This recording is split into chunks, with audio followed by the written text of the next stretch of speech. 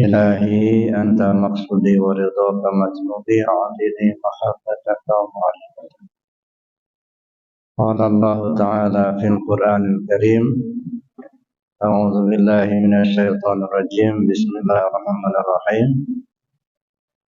يا أيتها النفس المطمئنة ارجعي إلى ربك راضية مرضية fadkhuli fi ibadi wadkhuli jannati.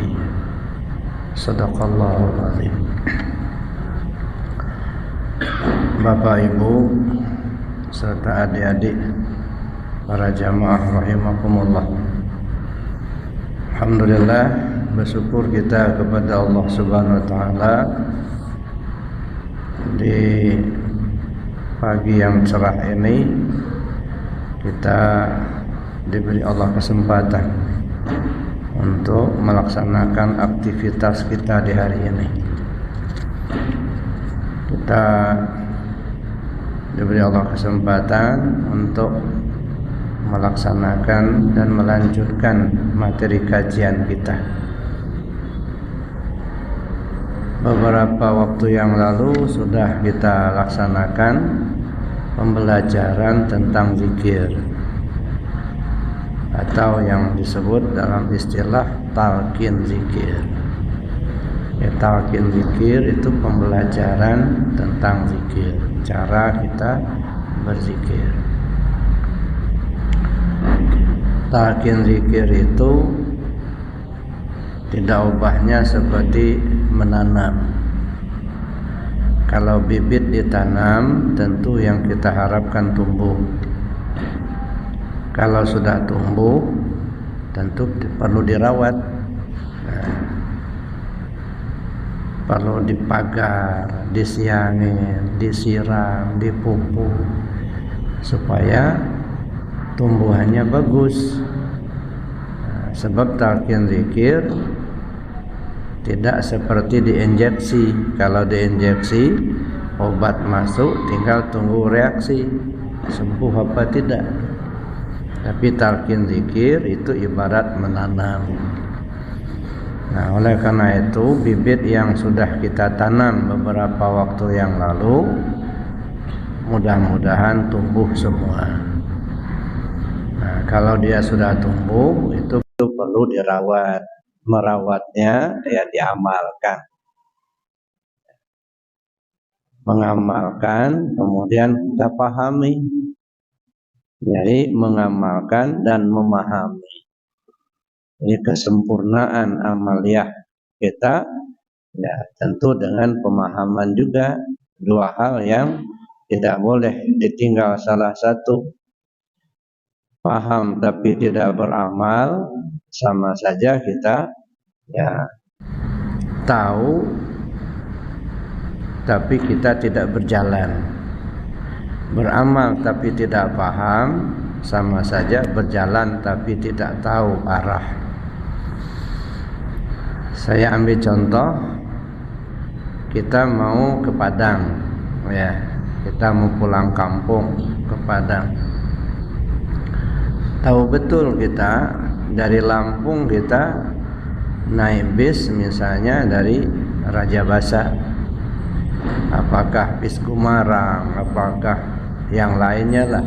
Ya, kalau dulu kan masih banyak nama-nama bis itu, ada NPM, gitu ya, ada ANS. Nah, kampung kita misalnya di Bukit Tinggi, masuk ke Baso sana.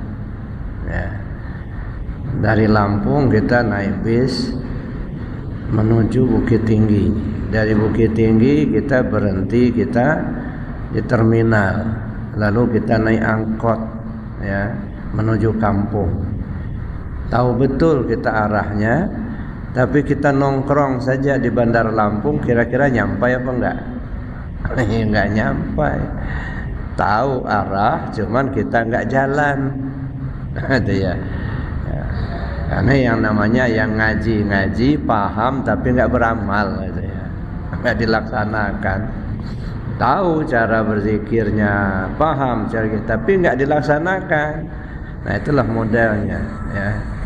Tahu kita arahnya dari Raja Basa ke Bukit Tinggi kita naik angkot nomor sekian menuju kampung, paham betul. Cuman kita nongkrong aja di Bandar Lampung. Nah, kira-kira nyampai nggak di Baso tuh? Ya nggak nyampai. Atau sebaliknya, kita nggak paham kemana arahnya. Mau kemana Pak? Mau ke Padang? Nah, pokoknya jalan aja gitu. Kemana arah nggak jelas, nggak paham. Tapi pokoknya jalan. Kata orang kalau mau ke Padang naik mobil. Udah kita stop aja mobil. Pokoknya asal mobil lah. Nggak taunya dibawa ke Bengkulu. Nah, kesasar kita jadinya. Jadi artinya dua-duanya, paham dan beramal. Nah, makanya kita mengaji supaya kita paham. Setelah kita paham, kita laksanakan, kita praktekkan, gitu ya. Alhamdulillah kita sudah mempelajari itu. Insya Allah mudah-mudahan Bapak Ibu, adik-adik semua ya dapat melaksanakan amaliyah tersebut sehingga mendapat keselamatan kita di dunia dan di akhirat. Pada kesempatan ini saya ingin sampaikan apa yang tersebut di dalam kitab Miftahus Sudur. Kitab Miftahus Sudur ini ditulis oleh pengusaha Abah Hanum dari Suryalaya. Namanya saja Miftahus Sudur, kunci pembuka hati. Ya, karena hati kita ini ada 9 lapis. Jadi hati manusia ini terdiri dari 9 lapis. Banaitu fi jawfi Adam qasran wa sammaituha sadran.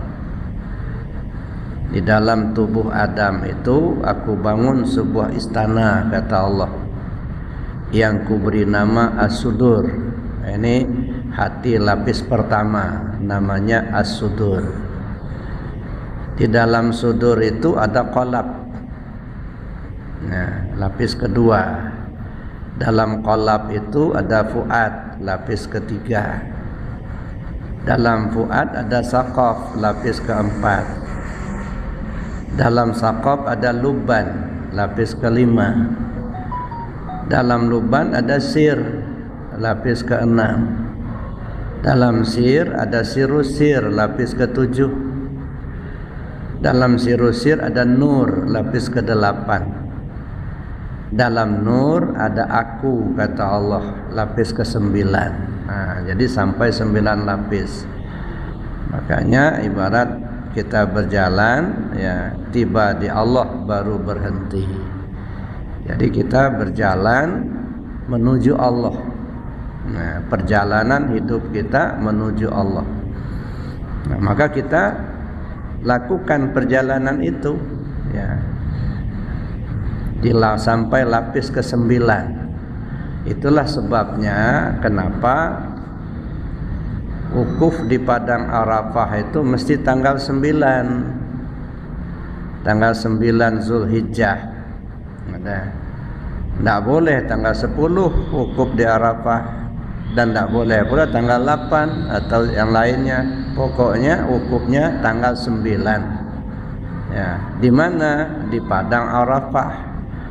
Syariatnya kita berangkat ke Mekah melaksanakan ibadah haji tanggal 9 Zulhijjah, kita wukuf di Padang Arafah. Itu syariatnya. Hakikatnya wukuf itu berhenti. Arafah itu pengenalan. Berhenti kepada pengenalan kepada Allah. Jadi kalau kita sudah kenal kepada Allah, maka kita berhentilah kepada Allah. Jadi wukuf di Arafah berhenti di alam ma'rifat. Nah, di mana alam ma'rifatnya? Di lapis ke-9. Nah, itu makanya juga saya pikir kenapa di tanah Jawa itu ada namanya wali songo, wali 9, itu juga isyarat gitu ya. Di tanah Jawa itu bukan hanya 9 orang wali Allah banyak, mungkin ribuan orang wali Allah tanah Jawa. Nah, tapi terkenal wali songo, wali 9. Pada masanya memang 9 orang wali, tapi juga ini merupakan isyarat. Artinya kalau sudah sampai ke lapis ke-9 hati tadi gitu ya, kita perjalanan kita, pemahaman kita duduk di lapis ke-9, itulah waliullah. Nah, jadi oleh karena itu ya kita dua-duanya pahaman kita pelajari, kemudian setelah kita paham kita jalankan, kita laksanakan. Jangan hanya didengar, jangan hanya diketahui. Sebab apa yang kita ketahui, kita pelajari, kita sudah tahu, kalau kita tidak amalkan itu akan berat risikonya. Di dalam sebuah hadis Rasulullah SAW mengatakan, la yazalu qadama 'abdin yaumal qiyamah hatta yus'ala an arba', an umrihi fima afnahu, wa an jismihi fima ablahu, wa an ilmihi ma amila bih, wa an malihi min aina iktasabah wa fima anfaqah. Belum bergeser telapak kaki seorang hamba pada hari kiamat hingga ditanyakan kepadanya 4 macam persoalan.